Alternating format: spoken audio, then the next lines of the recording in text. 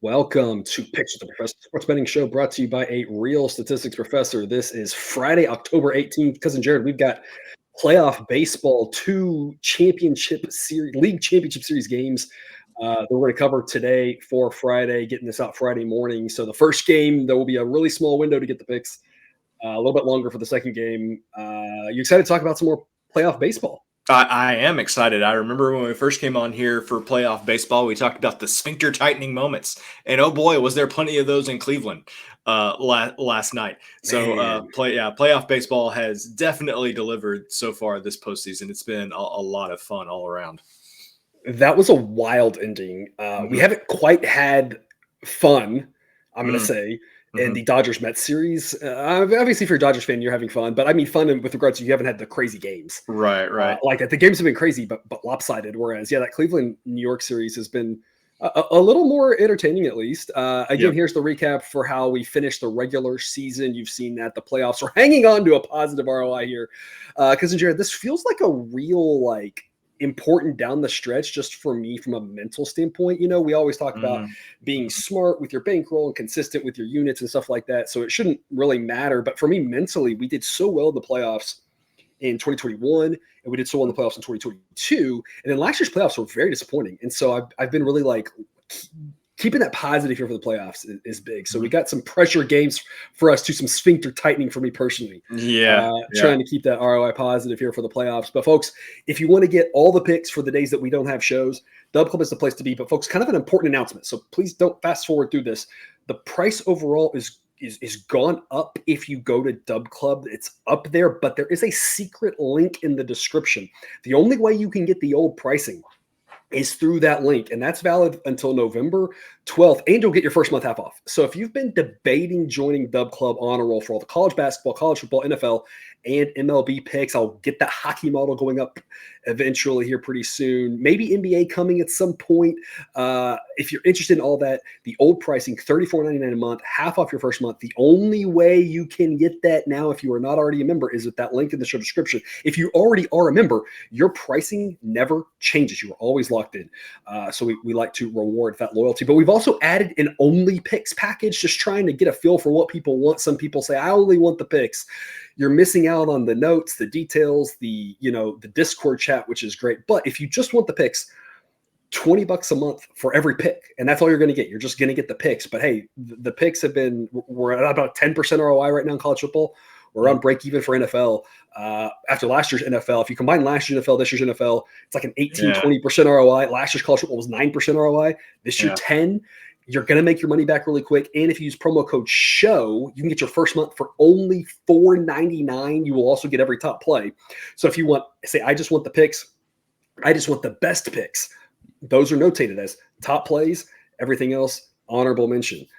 So again, a lot of options there for you if you're looking to make some extra money. We also have sport-specific packages available for just football, college basketball, or MLB. If you're here just for MLB, just keep that in your hopper for next year in order to get more picks. We always appreciate your support if you're with us over on Dub Club. Some quick reminders about the model here before we get going. It is player-based ratings for the current roster. Also has updated bullpen information. I've got in how many pitches each guy threw last night, and that's affected the bullpen. We're going to talk about that because that really does have an effect on how I'm viewing one of the games today. Average grades 100 higher implies more runs, so you want to be higher if you're an offense. You want to be lower if you're pitching. We are projecting an average game. One game is unknown. Folks, you think about the Dodgers-Mets series. You would have never expected all four games to be quite that lopsided, maybe one or two. But that's the thing. One game, anything can happen. And so that's why we view things in the long run. I don't know what's going to happen in one game, but on average, we know what prices in order to bet to maintain a positive ROI. Because, Jared, I was thinking about this earlier. People look at the ROI that we've had in baseball, 1%, 2%. I think 1 year, a couple years ago, we had 3%. It's like, 3% ROI, that's not very good. I think what people don't realize is that a 1, 2, 3% ROI in baseball is really good because of how many games there are. You can roll that over, and that can something as small as a 2, 3% ROI can triple your bankroll over the course of the season, double your bankroll over the course of the season because there's so many games out there. In football, if you had a 2, 3% ROI, now that's not a bad thing. NFL's hard to bet, right? But you aren't going to make that much money. But with baseball, with all the games every day, rolling that money over, a 1, 2, 3% ROI is going to really add up with the long run. And remember, people, just because we're at the end of the season, we don't change our principles. We don't do anything crazy. We don't add more units. We don't double up, triple up our bets, right? We don't make more money because it's in the postseason. The ratios are all still the same, people. But anyway, anything's good bet as long as we got the right pressure number. We got a couple of those today that we're going to give you 2 picks you really like. Model says ABC, love like lean. We got the picks. Let's do it. Afternoon. 5 p.m. Eastern, the Dodgers and the Mets. According to Sideline, number 1 offense. Mets top 10. Flaherty, pretty good, given an 84 grade. That's a typo there in the parentheses. Flaherty's not number 84 and Peterson's not number 93. That, as you can see, the code copied in their actual grade right there. Flaherty is better than that, and Peterson is better than that with regards to the rankings. But an 84 grade for Flaherty is pretty good. It's 1 standard deviation better than average. Peterson's better than average. I argued the Mets should have started Peterson anyway rather than Senga.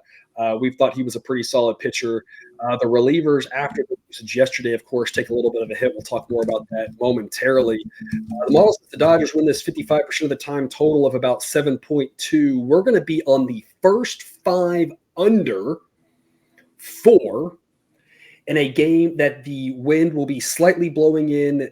I don't want to say overly chilly, because if you live in New York in October, mid-60s is lovely weather. Yeah. For a lot of places, so it's going to be great weather, but that's not going to really help the ball fly versus the 80s and 90s that we've seen in the summertime at a lot of places. And so the overall park and weather is going to decrease the number of runs. Very pitcher-friendly park, according to Sideline, by 11%. We're not going full game under. We're going first 5 under 4. Cousin Jared, tell us more. After what I saw, well, really what we've seen from Jack Flaherty the past 2 years, he was one of those guys that was frustrating to back for a while. He'd have a great season. He'd have a really down season. Obviously put something together here recently. And you and I talked about, like, what would the Tigers have been like in the postseason if they hadn't traded away Jack Flaherty, which is funny to think now that the Tigers were in that position where they were shopping players. And to be fair, I think they did get back a guy who contributed, but still, I would have rather had Jack Flaherty, right? For sure. Yeah. So I just think that he's been pitching too well lately. Like you said, Peterson's fine. I think Peterson will do his share, but really for me, this is more about Flaherty. And I think the Mets are going to have a hard time getting anything across the first couple of times that Flaherty goes through the lineup. So I like the first 5 under 4 here, specifically because of him. Because Jared, we always talk about the benefits of being on Dub Club. I'm a terrible salesman, so viewer, I'm not going to take too long on this. I just want to point out, I've long suspected we've got some people in our Dub Club who are paying not very much money and placing large bets, and they are making so much money. Like, somebody in our Dub Club owes me like thousands and thousands of dollars, which would be like 1% of their winnings probably. I don't know who you are, but I'd like to talk to you, whoever you are, because every time we post a play, it seems like right after that you go to the sharp books. I'm not talking about what happens to some of the domestics, but we're pulling up. I got a sharp book up right here, and that sharp book had it at -110. We posted at -110, and 20 minutes later, 15 minutes later, boom, it's -115. So we got this at -110. There's an argument that we don't want our Dub Club to get too big because we don't want too many people to not be able to get the picks. But thankfully, it doesn't move too much. But if you were able to get that this morning here on our Dub Club -110, or you can shop around, find -110 even better, even at -115, I still like it. Because, Jared, the reason I like this first 5 under rather than the full game has to do with the bullpens. The Dodgers bullpen, they're grading out a lot poor. Not that the Dodgers bullpen is necessarily bad, but the model has 2 pitchers that it really likes in that bullpen. And both of those guys went yesterday over 20 pitches. And obviously Phillips has been up and down, and it's had a weaker year than the last couple of seasons when he's been one of the top relievers in the National League. But he's still a well above average reliever. Blake Trine in the model really loves him. And both of those guys went a lot of pitches yesterday. They're kind of left with Kopech at this point as their main arm. Not to say that Brazier, Banda, Hudson, that those guys are bad necessarily, but they're much more average. And so when you talk about average relievers and only one guy you can kind of trust in Kopech, who's had a revelation since coming over from Chicago, which is not surprising because it feels like anybody leaving the White Sox, that would be I would feel revived. And there's a reason I claimed him in my dynasty league. I was like, I'm gonna put a little put put a little feeler out. Maybe he'll figure it out. Sure enough, he has. Yeah. But Trinan and Phillips either are going to be unavailable today and then set up for the bullpen game that could be potentially coming for them in Game 5 or Game 6 or whatever. Game 6, I guess. Or if they are used, they aren't going to be quite as effective. So that has me a little bit concerned. The Mets, on the other hand, should be fine with Diaz and Garrett. Their back end's fine. But, I just don't know what's going to happen late with these bullpens. Bullpens get a little more tired. There is something to be said. There's been a lot of talk about it. Finally, I've been talking about it for years now. They talked about the broadcast that Dave Roberts has been aware of it and talked about it. I think a lot of these teams have known what I've known. They're not dumb. It's not gotten out there in the mainstream, press about this, but the number of times you see a reliever over a series matters. And so as we get deeper into the series, I'm not saying the full game under don't make sense, but it's a little bit more concerning. You think about that Cleveland game yesterday. Full game under fell apart because the bullpens, first 5 under, nice and easy. So I think it's the same sort of thing here. I don't think the full game under is a bad play, but I'm going to play the first 5 under 4 because I think it makes more sense to get out of dodge in the bullpens. Any last thing to say on this series before we move over to the American League? I just hope the Mets can extend it a little bit. I just don't want to see a sweep. Just for viewing purposes, I would like to not see a sweep. We always love more baseball, so Yep. Absolutely. As we talk about, always shop around, folks. -110 on this makes for a great pick. -115 still perfectly acceptable. If you have to play it up to -120, that's about as far as I would probably go with it. I don't want to lay any bigger odds than that, but always shop around on multiple books in your portfolio. BetUS, if you do not have an account there yet today, check them out. They are running a promotion, 150% bonus on your first ever deposit, 125% on your next 2 if you need to reload. Folks, we're going to give you enough winners. You're not going to need to reload. You're not going to be able to use it. If, you're going to put in your money, put the 150%. As long as you're smart with your money, with all the college football winners we got, more NFL winners coming, you're just 150% bonus is all you're gonna get out of it because you're gonna be doing so. I don't know if that's true. I hope that's true. And so check them out, of course, if you have not yet. BetUS, a great book to add to your repertoire. And then we're gonna close out with the Yankees and the Guardians. Luis Gil and Gavin Williams, a little bit left to be desired with this pitching matchup is kind of the way I'm going to say it. They'll be helped out a little bit by the weather, mid-50s in Cleveland, no real wind, but it should be a fairly pitcher-friendly environment. But with these offenses and these starting pitchers, that's not necessarily going to help enough for us to play the under. So we're going to pass on the side. Model says 7.6. I think the total that I'm seeing is about 7.5. As you can see there on sideline, Yankees much better offense. Duh. Guardians much better bullpen. Duh. This is not really rocket science. Both of these teams used up a lot of their pens yesterday, and that's a little bit of a concern as you go into today. I think the Guardians are in better shape. Not a single pitcher threw more than 20 pitches. I know Clase had that breakdown, which was uncharacteristic. Half the Yankees pitchers did as well. But Weaver and Canley throwing both over 20 pitches, maybe not as ideal. Hamilton now going down with a calf strain. He's going to be unavailable. They've got Cousins fresh, and Cousins isn't terrible, but I think the Cleveland Pen's still in much better shape with all their top arms. And so I guess the bottom line is this to me is a pretty coin toss game. Model says Cleveland 53%. Maybe it's closer to 50. I'm not really sure, but it's in the ballpark of a toss-up. That Cleveland bullpen really matters. And I think the Yankees are favored here a little bit based off of Luis Gil and what he did at the start of the season. But when you look at his underlying metrics, while he does have a 3.50 ERA on the season, he has not pitched well as of late. I'll talk more about that in a minute. His FIP for the season, 414, xFIP 436. That's actually around league average. And so it's not like he necessarily has been doing fantastic. Last time out, he gave up 6 runs. Previous time before that, he struggled closing out the regular season. He gave up 10 runs to the A's and the Pirates in his those 2 starts combined. I just think that he's not that good. Not that Gavin Williams is that good. You just don't have great pitching here. The Guardians are going to get to that pen quickly with Williams. That pen is such a strength of theirs. That's going to neutralize the Yankees offense. They're in Cleveland. Makes this a who-knows game. We're going to take the Guardians here, and the plus odds are really exciting. I was happy, Cousin Jared, with the plus 110 with Cleveland.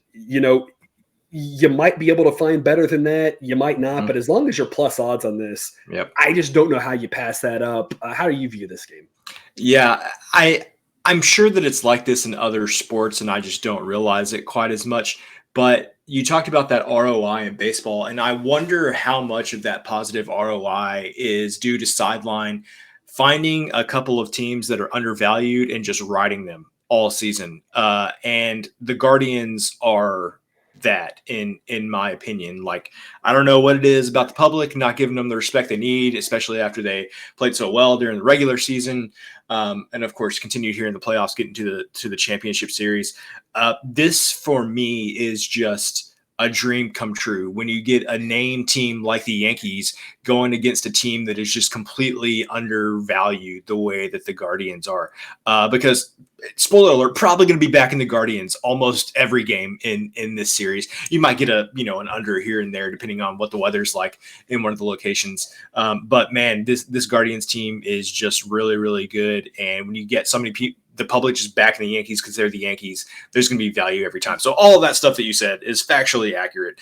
I'll just step back a little further. Like, the Guardians are underrated. They've been underrated all season by the either the public or the books. And at the end of the day, this is math.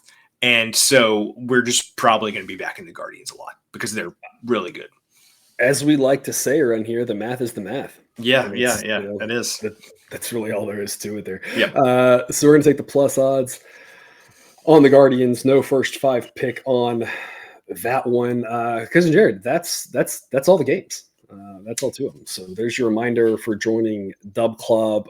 Shout out to BetUS for helping us keep the lights on here. If you want to help support the cause, we do appreciate your patronage over there on Dub Club. And again, some good discounts right now. If you haven't gotten in, get in now with that link. Again, that link in the show description is the only link that you're going to get the old pricing at $34.99 a month. That is valid for almost a month. We're going to do it right through the start of college basketball season. Get in now while the getting's good, before that new price sticks around. Or if you want just the picks, again, there's a package for you for that for a lot cheaper.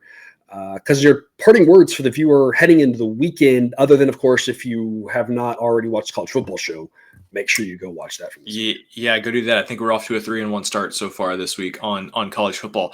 You mentioned NHL model potentially coming soon. You want to know what else is coming soon? College basketball right around the corner.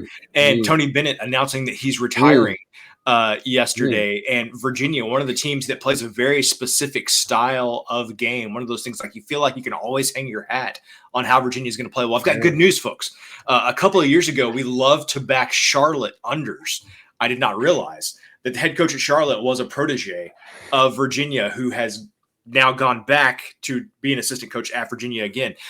I don't think that Virginia's style of play is going to materially change based on this coaching change. So anyway, just like a little preview of some of the stuff that you might get with college basketball there, that'll be starting up pretty soon. And BetUS going to be an excellent opportunity, to get in all of your college basketball plays over there with BetUS. They've been a great partner with us. Yes, absolutely. Cousin Jared, with hard-hitting analysis there on the college basketball, I feel like you're more of a college football guy hitting well, myself, but that's more of a totals thing. So I do pay attention to the college basketball totals. At least I try to. So we have long joke for the people who are still around. We have long joke. Of course, my last name actually is Sides, and so Professor Sides works cleverly for the betting thing as well. But it actually is my name. We've joked that you should change your last name to Totals. Cousin Totals. So it should be Cousin Totals. We've long had that joke. You do love a good total play. All right, that's all we got. A good under, not even really a total, just a good under. I feel like we've gotten you on some good overs though. With Kennesaw State last year with some of college basketball. Yeah, no, that's true. That's true. I do like to spot the people that are just crazy, but at the end of the day, it's about. We are probably more 60-40 to the under in general, which is kind of about where it probably should be. There's typically a tiny bit on average more value on the under. So to make more sense. All right, so we got then for you heading into the week and go watch college football if you have not yet. Otherwise, best of luck this weekend. We'll see you back here next week for more college football. Cousin Jared, eventually, I think we've got one more taped college football show. I think the week after that, we're going to go to live college football shows. It's gonna be So fun. a lot of fun things happening Yeah. over here with the live college football show, the sports specific packages over on Dub Club. It's new. The Only Picks package. A lot of fun new things happening here. Again, of course, though, best of luck this weekend. We thank you for watching. Remind you that you can eat your betting money, but please don't bet your eating money.